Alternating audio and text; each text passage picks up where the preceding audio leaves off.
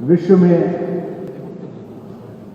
राम राज्य द्वारा सुशासन की अभूतपूर्व अवधारणा प्रस्तुत करने वाले महाराज भरत की वेशभूषा में मंच पर विराजमान उत्तर प्रदेश के यशस्वी मुख्यमंत्री गोरखपुर पीठाधीश्वर आदरणीय योगी आदित्यनाथ जी, भारत के ज्ञान दीपों में से एक प्रमुख इलाहाबाद विश्वविद्यालय के कुलाधिपति श्री चौहान जी, इस परिसर को अपनी मेधा और अपने मातृवत संस्कार से क्रांति से शांतिपूर्ण प्रयोग की तरफ ले आए कुलपति आदरणीय डॉक्टर संगीता जी, मंच पर उत्तर प्रदेश शासन के दोनों मंत्री और मेरे आत्मीय मित्र श्री स्वतंत्र देव जी, भाई नंदी जी और समग्र बैठे हुए इस क्षेत्र के महनीय नागरिकगण और भारत के भविष्य को संकल्पना देने वाले मेरे साथी छात्रगण छात्राएं यहाँ पर बैठे हैं। सबसे पहले तो मैं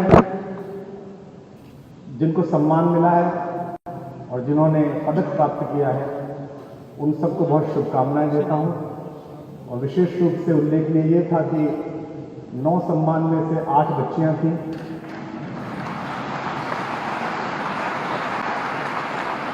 एक ही युवक आ पाया, क्योंकि मैं अपने राजनीतिक मित्रों से कह रहा था कि लड़कों को तो तुम समाजवादी यूनियन पार्टी और भारतीय जनता युवा मोर्चा में ले गए तो लड़के तो बचे कहां। बेटियों को बहुत बहुत शुभकामनाएं। ये मेरा सौभाग्य है कि इसी शहर की गलियों से अपनी चिंतना का प्रारंभिक स्वरूप गढ़ते हुए मैंने मां भारती की हिंदी की सेवा का जो संकल्प लिया और कालांतर में भारतीय संस्कृति, सनातन धर्म और आध्यात्मिक चेतना के प्रसरण के लिए जो यत्किंचित में कर सका, वो इसी परिसर से, इसी क्षेत्र से उसकी दीप्ति मेरे अंदर आलोकित हुई। मैं उस पूरी गुरु परंपरा का आभार व्यक्त करता हूँ जिन्होंने एक अध्यापक के घर में पैदा हुए एक सामान्य से विज्ञान के विद्यार्थी को मेधा के प्रति इतना सजग बनाया कि आज इतना महनीय परिसर मुझ जैसे एक सामान्य कवि का सम्मान कर रहा है। इसके लिए मैं उस पूरी गुरु परंपरा का प्रणाम करता हूं। भारत में ज्ञान की परंपरा विश्व जब अपने उदरपूर्ति के साधनों में लगा हुआ तो उससे भी पूर्व की है। जैसे 4 पुरुषार्थ हैं, जैसे 4 दिशाएं हैं, ऐसे ही भारत में 4 विश्वविद्यालयों ने अपनी दीप्ति से प्रसारण प्रारंभ किया, जिसमें से एक लौ इस इलाहाबाद विश्वविद्यालय में प्रयाग में जलाई गई। उस परिसर में आना और सम्मानित होना बहुत गौरव का क्षण है। विशेष रूप से एक ऐसे व्यक्तित्व द्वारा यह सम्मान या उपाधि प्राप्त करना जिन्होंने अपना संकल्प जीवन भारत के लिए, मां भारती के लिए, सनातन धर्म के लिए और युग धर्म के लिए समर्पित किया है। मैं उन आदरणीय मुख्य अतिथि के लिए आभार व्यक्त करता हूँ। जब आप सम्मानित होते हैं या आपको कोई उपाधि मिलती है या पुरस्कार मिलता है तो प्रसन्नता के साथ साथ उत्तरदायित्व बोध भी बहुत बढ़ जाता है।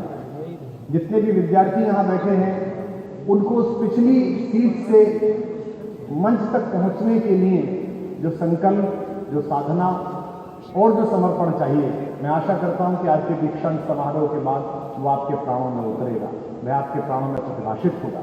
हिंदी का विद्यार्थी होने के नाते इस परिसर में टहलते समय इस परिसर के प्रत्येक पेड़ को, इस परिसर के प्रत्येक वीथी को, इमारत के हर एक हिस्से को छूने का, प्रणाम करने का मन करता है, क्योंकि जिनको पढ़कर, जिनकी शैली में रचकर, जिनका अनुसरण करके यहां तक पहुंचने का मन हुआ है, हिंदी के सभी तीर्थ पुरुष इसी विश्वविद्यालय के परिसरों में टहले हैं। यहीं से हिंदी की कविता का संस्कार हुआ है। जब कभी सामने बैठे हुए हमारे मित्र हिंदी की मंचीय कविता के महंगे हो जाने का ताना मारते हैं तो मैं उनसे यही कहता हूं कि मुझ जैसा एक सामान्य कवि जो केवल अक्षर जोड़ रहा है, जिसकी कोई अभिव्यक्ति नहीं है, जो एक पंक्ति के योग्य भी नहीं हुआ है, कहीं ना कहीं एक समय ऐसा था कि जब महाप्राण निराला तक को भी उपेक्षा के गर्त में डाला गया, शायद मुझ जैसे व्यक्ति उसका ही बदला ले रहे हैं, उसकी ही पूर्ति प्रतिपूर्ति करने का काम कर रहे हैं। मैं समय की सीमा के अनुसार और मर्यादा के अनुसार आचरण करते हुए गुरु परंपरा के अतिरिक्त अपने माता पिता को विशेष रूप से आभार व्यक्त करता हूं कि उन्होंने मुझ में संस्कार दिया।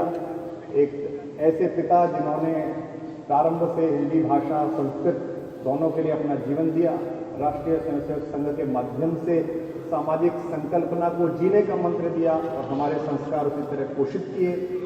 जब भी कोई सम्मान मिलता है तो मैं यही पंक्तियां दोहराता हूँ, सुनाता हूँ कि जाने मेरे कितने छल और कितने पाप छिपाए हैं, जाने मेरे कितने छल और कितने पाप छिपाए हैं, अपने अंतस में जो मेरे सब संताप छिपाए हैं, जिनके दिन और रात हुए मेरे आंसू मुस्कानों से, जिनके दिन और रात हुए मेरे आंसू मुस्कानों से, पत्थर भी हीरा बनकर चमका जिनके वरदानों से, पत्थर भी हीरा बनकर चमका जिनके वरदानों से, जननी और जनक के उन पावन चरणों का वंदन है।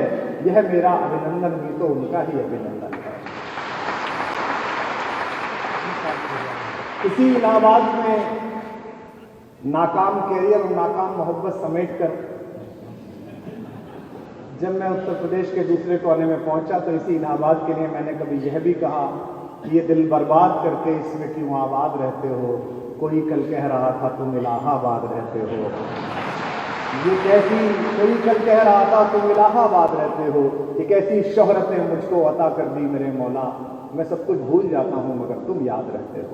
कोई शहर अगर इस तरह अंदर बस जाए तो मैं कैफी आजमी साहब का ये शेर याद करता हूँ। ये खबर कल छपी कि विश्वविद्यालय की सर्वोच्च उपाधि हिंदी के कवि को दी जाएगी। माननीय कुलपति जी प्रेस ब्रीफिंग कर रही थी और मैं एक कार्यक्रम में था, मुझे वो खबर मैंने देखने को मिली।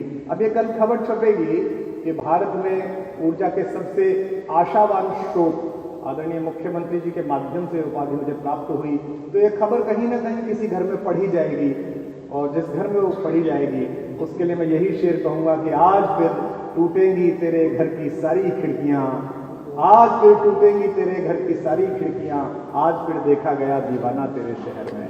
बहुत बहुत आभार, बहुत बहुत धन्यवाद। और मैं आशा करता हूं कि इस विश्वविद्यालय का मेरे प्रति अनुराग, एक शिष्यवत स्नेह, कृपा मुझ पर बरसती रहेगी। मंचस्थ आदरणीय लोगों ने जिन्होंने कृपा की आज पधारने की, उन सब का स्नेह मेरे पर रहेगा। और जिस उत्तरदायित्व बोध के लिए मुझे नामित किया गया है, माँ भगवती, माँ भारती, मेरे राघवेंद्र सरकार, मर्यादा पुरुषोत्तम राम मुझे शक्ति देंगे कि मैं अपने प्राण की अंतिम आह तक भी उसे पूरा करने के लिए संकल्पबद्ध रहूं। आप सबका बहुत बहुत आभार। जय भारती, जय भारत। आज फिर टूटेंगी तेरे घर की सारी खिड़कियां, आज फिर टूटेंगी तेरे घर की सारी खिड़कियां, आज फिर देखा गया दीवाना तेरे शहर में। बहुत बहुत आभार, बहुत बहुत। वीके न्यूज, राष्ट्र के नाम।